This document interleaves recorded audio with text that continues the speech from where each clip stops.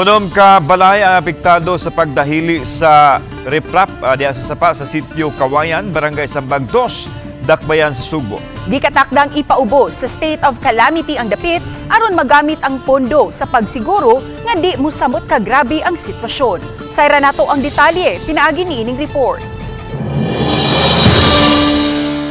Kining dos andanas nga balay ang murag nahimo ng hanging house tungod kay katunga nini ang napahak human mahul pa ang yuta nga gitukuran sa tulo ka haligi nini.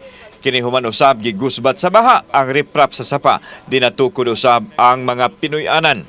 Daling gipahikling sa barangay ang mga nagpuyo daplin sa sapa tungod sa kadelikado na sa dapit nga gamay lang paglihok mamahimong mubigay na ang yuta.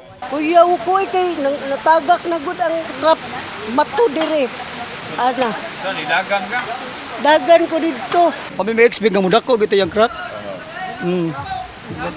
Pagkahuman, Mo to pag crack sir. Mo to hulpa na tanan tulo ka haligi mo na ano diyan ya. Na napoy mga manok, mga bisikleta po nanganod. una nahul pa ang yuta sa kaatbang nini nga sitio Upper San Roque sa silingang barangay Calamba nga giuwang lang og sapa. Ang nahulpa nga yuta ug ang konkretong poste didto sa sapa nahog ang nakaali sa tubig hinungdan nga ang pagbugat sa pressure sa tubig ug didto miigo sa kaatbang nga sitio Kawayan. As far as the barangay is concerned, sir, naapa sila sa shelter, no? Pero mag-meet mapanta sa DWOP, sa city, kay maybe appeal man gina sila sa katong 3-meter easement. So, I don't know with the mayor's decision kung unsa, basig i-relocate gid na sila dito sa pabalikon.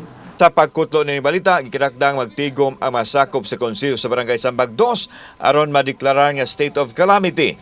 Ang pondo dili hatag sa 7 ka mga pamilya apektado kung dili gamiton sa mitigation program aron dili na mobigay ang yuta nga makamugna na hinuon og kadaot sa katawhan sa dapit. Sige, tanaw na mo ang funds, pilay remaining funds sa atong quick response para atong magamit pag mitigate anang problema din ha, no? Maybe dili ta makahatag sa mga tao og financial assistance kundi atong gamiton para pagpalig-on din ha nga dili na mo erode gyud ang soil. Ang dapit anaa sa 3-meter easement nga apil sa programa sa Cebu City LGU nga hawanan. Kauban si Clover Lumayag, ako si Alan Domingo.